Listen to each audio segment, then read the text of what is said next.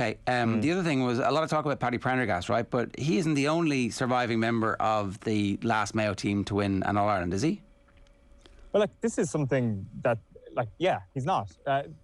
In today's parlance, obviously, it would be a case where there would be 2 living members of the Mayo team. But I think we're still living in the world that existed pre the 1980s, 1990s, where the subs were the subs and they didn't really count unless they came off the bench and did something spectacular. Yesterday, I caught up with Dr. Mick Loftus, who lives out in Crossmolina. He was a non-playing sub in 1951, but he very much has an All-Ireland medal from 1951. So no, Paddy Prendergast is not the only living member of that squad who is alive. There's also Dr. Mick Loftus, who went on to have an incredible career in Gaelic games. He went on to referee 2 different All-Ireland football finals. I think it was 1965 and 1968. And then he also went on to be president of the GAA itself. So this guy is a legend in administration, but also a legend when it comes to one of the most famous GAA teams, I think it's fair to say, in history. It is the 1951 team. I went to his house yesterday, and I also spoke to his granddaughter, Rosanna, who we'll hear in the piece. But we're going to start here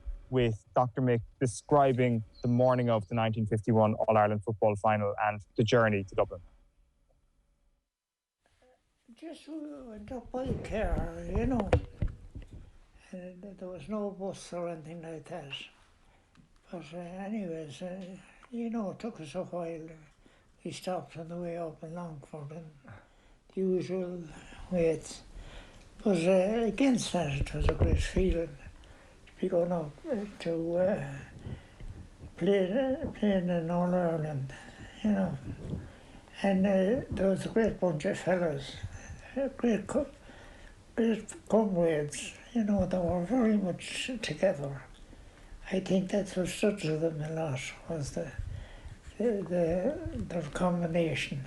He's my grandfather and someone who's instilled into me the importance of the GAA community. I know it's probably fairly obvious online, but we're very close, myself and himself. We've travelled around Ireland together, gone to All-Stars together. I am in awe of him. He's a great man, and I'm so proud he's still here, especially at 92, and we have these memories together. Going on the pitch was something else. Of course, I had been on the pitch with the minor team in 47 when, believe it or not, Tyrone beat us in the final. Right. In the minor final in 1947. And we were leading by 6 or 7 points before half-time, and we let it slip. We sat on our hunkers. He talks about his teammates fondly, who passed him the ball, who he'd travel with in the car to the games, and definitely teammates are important, and he's really close to Crossmolina, his club here. Oh, it was a great squad, one of the best. And I'm not saying that because I was part of it, but they were a great team.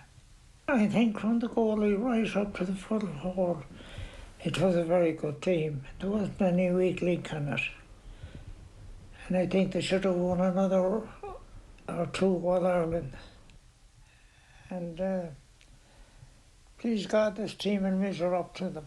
Do you remember the celebrations in 1951 and how you felt at the full-time whistle? Yeah, we came back to Barry's Hotel and we had our celebration there, and on our way home, you know, we didn't come as a block, although we drove into individual cars and stopped on ways down, but there was no big celebrations. When we came to Ballina, there was a reception for us, which, would be expected. Having got to in All-Ireland and winning at the last step. When he starts talking about 1951, always something new comes out, or a new thing he remembers, and he builds upon that story of getting to Croke Park, going out for the team picture, the team winning, going back to Barry's Hotel, and then travelling home, of course. It's great that he can still remember that day, being 92. Can I ask about Foxford? Is it true about the funeral, stopping on the way home? I don't remember that at all. I've heard so much about it, and I've never heard anything about the funeral.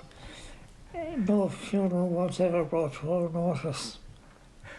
So back in 1951, if subs didn't play, they weren't awarded a medal, and at some stage, I believe it could have been the 90s, the GAA awarded All-Ireland medals to non-playing subs, and then they retrospectively gave it back to players. So my grandfather and Paddy Jordan both received their All-Ireland medals from 1951. He was a non-playing sub on that day. He has the medal. He's very proud of his teammates that day. He talks about them fondly and those that are gone to God. But it is, I'm very strong about making sure it's known he was a 1951 team member. How big a moment is this weekend for the family? Absolutely massive. We are so proud of Conor. I think even the semi-final game there against Dublin, you know, he demonstrated the player that he has grown into, a safe pair of hands at midfield, again with Matty, with Diarmuid, with Stephen Cohen. I know Andy said it on the pod last week, you know, they are All-Ireland champions from minor to under 21. Those boys have done it, and seeing Conor now midfield coming into the final, like we're so proud of him, and I know he'll do great this weekend. He has come on so much in the past year, you know, to come from the minor on to the senior, it's a great step, and he's playing very well at centre field. It nearly brings back days of my own. You're very proud of him, are you? I am naturally proud of him. Will they do it? Will they win? That's the burning question. The easy answer is it'll be a 50-50 game, and that's how I think it will be.